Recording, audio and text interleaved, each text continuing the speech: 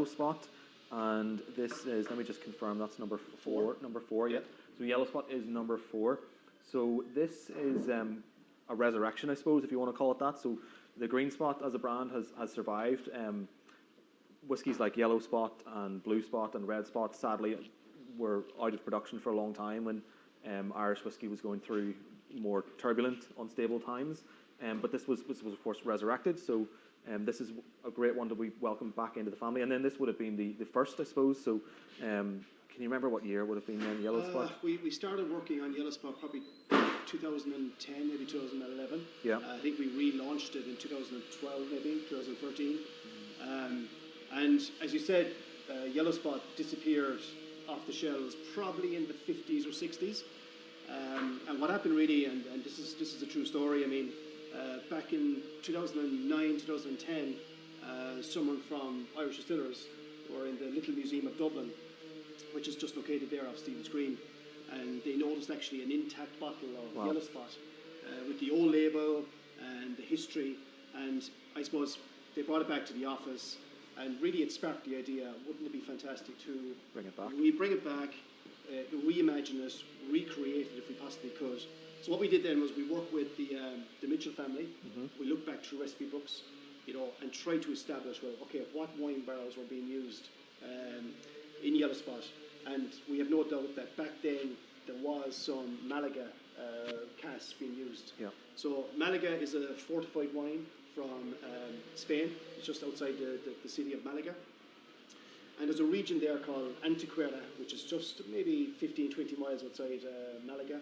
And in that region, they produce sweet Malaga wine. There's a bodega there, Malaga Virgin, who we've collaborated with over many years, and they produce the sweet Malaga wine. So what they do is they use Pedro Jimenez grapes, which is a sweet grape, and about a third of the batch of grapes is actually sun-dried, so they really condense and enhance the sweetness. And that's how they produce the Malaga wine. So what they do is they season the barrels for about 2 years with this Malaga sweet wine, and then we take them back to Middleton, and we fill them then with our whiskey. So the whiskey in this Yellow Spot, you have American barrels, you have Oloroso sherry, and you have the Malaga wine. So it's a three combination of the three. And the whiskies would have spent their life in those casks. So it's not a finish, they've actually spent their life in those casks. And then what we do is with the three casks together at the end, and hey presto, then we produce Yellow Spot. Yeah. And as you say, it's here at 46%.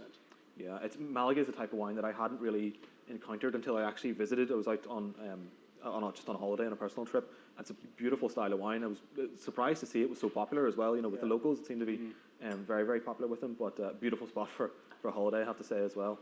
So we'll have. Do you want to taste it? Well, have we nose? I haven't actually got too stuck into the nose of this one, but no, like for me, this one is always like the sweetness, you know, from the Malaga cask. It's got this lovely, rich honeycomb character. I always get lots of peaches, exotic fruits, kiwi. I think peaches in particular. I don't know. Peach, lots of maybe peach. Maybe ripe pear, bit of orange peel. Yeah. There's a bit of a citrus quite zest. exotic, tropical fruits I get from Yellow Spot, and that's really coming through from the Malaga cask, and that sort of exotic sweetness. And again, that's the beauty, I suppose, of the Spot series in general. You're getting casks from all these different exotic locations, you know, with their own kind of specialist wines, and they all just bring something different to the equation. You know, absolutely. The other advantage, I suppose, is, you know, because we control, you know, because they're seasoning these casks for us, you know, we're not buying through an agent. You know, we can control that as soon as they empty them, they're on a box shipped to Middleton. As soon as we get them, we fill them, because you want to try and capture those flavours as much as possible. Yeah, no, I think it's definitely, at least on the nose, absolutely coming through loads of that lovely exotic tropical fruit, as you say. So have a sip, Sláinte.